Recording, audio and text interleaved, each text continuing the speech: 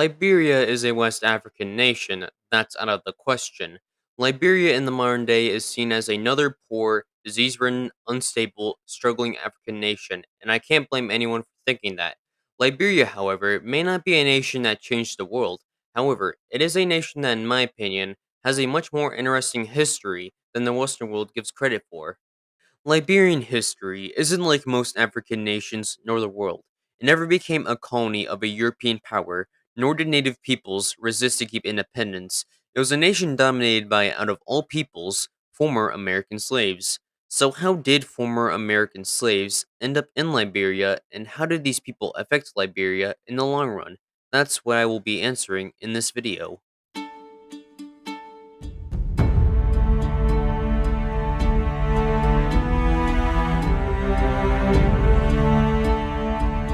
Before I start, I just want to make one thing clear. No, this isn't a video justifying Confederate independence, nor something that's meant to justify racism against African Americans. This is only a Black History Month video that I thought of making and thought would be interesting to share. Since the 1800s, some abolitionists in the United States wanted to end slavery by killing two birds with one stone to both end slavery and appease Southern slave owners. To do this, an idea formed among some abolitionists and even free people of color like Paul Cuffey.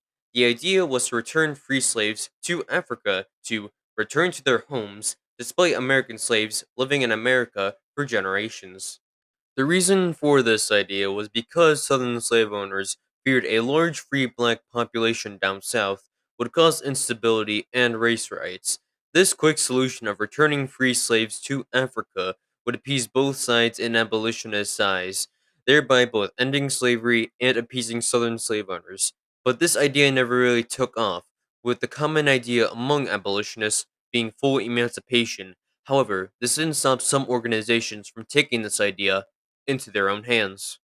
In 1817, the American Colonization Society would be formed and would implement the idea of sending freed slaves to Africa. This would be the first of many colonial societies. They would send out their first ship in 1820 with freed slaves to a region near modern day Monrovia. This would set a trend of many colonial societies sending freed slaves to the region, and these slaves would make many colonies like the Republic of Maryland, Kentucky in Africa, Mississippi, Africa, and Louisiana, Liberia.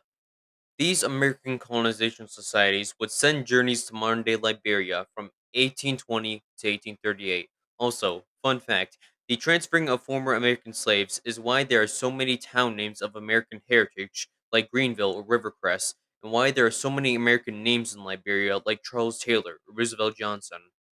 As the years went on into the 1830s in the United States, support for American colonization dwindled, if any support at all, particularly in northern states, where abolitionists called for full emancipation and assimilation for black slaves. Despite the waning support for American Liberia, the American colonization societies still sent freed slaves to Liberia as they considered themselves humanitarians and being good Christians.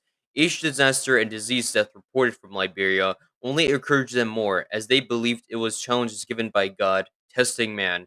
These societies also kept hidden the high mortality rates, as they knew it would be the end of these organizations if the high mortality rates were made public. The American colonial societies gradually would give the Liberian colonies more self governance as time went on.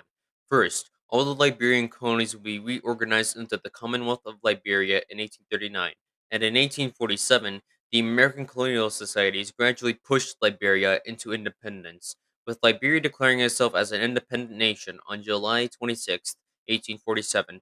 Britain and France would recognize the colony as independent, but the United States, due to Southern opposition, wouldn't recognize the nation until 1862, when there was no Southern opposition because of the American Civil War. The USA now officially saw Liberia as independent. Now that Liberia has independence, what now? What was this new nation like? You may think that freed slaves would see the indigenous populations as equal, right? After all, they were from the same continent and were technically their people. However, these freed slaves didn't see the indigenous peoples as equals. In fact, they saw them as inferiors and made themselves into the new class called the Americo Liberians. These freed slaves become the new whites of Liberia. treating the indigenous populations as how the white people in the South treated them. Despite being no more than 5% of the population, the Americo Liberians kept the indigenous population down for so long because of good relations with the USA, having modern tech, having higher education, poor indigenous population, illiterate indigenous population, denial to the coastal regions, and keeping the resources. This basically reflected the 1800s to 1900s American segregation system in a much worse way.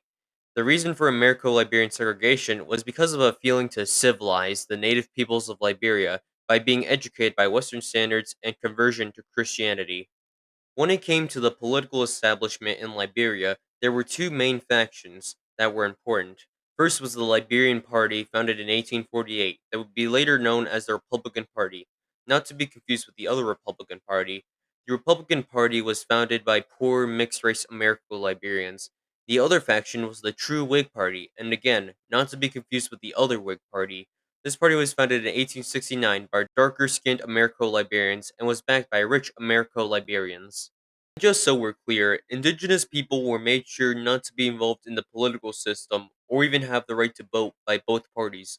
The Republican Party would take power and win the presidency after getting independence and winning the first presidential election in 1847, suppressing the opposition. This went on until 1869 when the new party, the True Whig Party, won the presidency with Edward James Roy.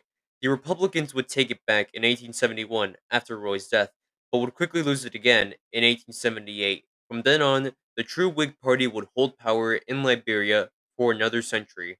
Going into the 20th century, many things would change for Liberia, the first being the collapse of the Liberian dollar in 1907, which then made Liberia switch to American dollars. The United States would send troops in 1909 to Liberia due to the nation facing a crisis of border disputes, native revolts, and debt to foreign nations. So the United States sent the Army and Navy, along with many black officers like Charles Young, which can be a story on its own, to train the Liberian Army. And in 1912, Liberia signed a $1.7 million loan from the four nations of the USA, France, Britain, and Germany, having control of Liberia's finances until 1926. Now the US ensured Liberian protection by checking European expansion, guarding the shores, suppressing native revolts, and having control of the finances, essentially turning Liberia into an American colony. In 1930, the League of Nations would publish a report detailing a gruesome report. This report denounced the Liberian government as the League discovered Liberia still had slavery well into the 20th century and suppressment of the native peoples for the sole benefit of dominating another race. Although the only thing that would come out of this will be the resignation of President Charles D.B. King, it does show that Liberia still had slaves even after most of the world had ended it. Throughout the World Wars, Liberia would join the Americans and would primarily export rubber and iron, and in return, America would construct seaports, airports, and roads into Liberia's interior. But the Americo Liberians still very much held power.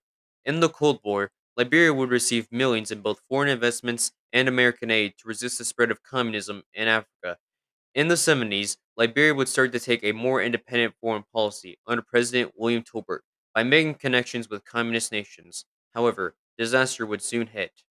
In 1979, a disgruntled population protested in the streets of Monrovia, Liberia, over the Liberian government's plan to raise rice prices.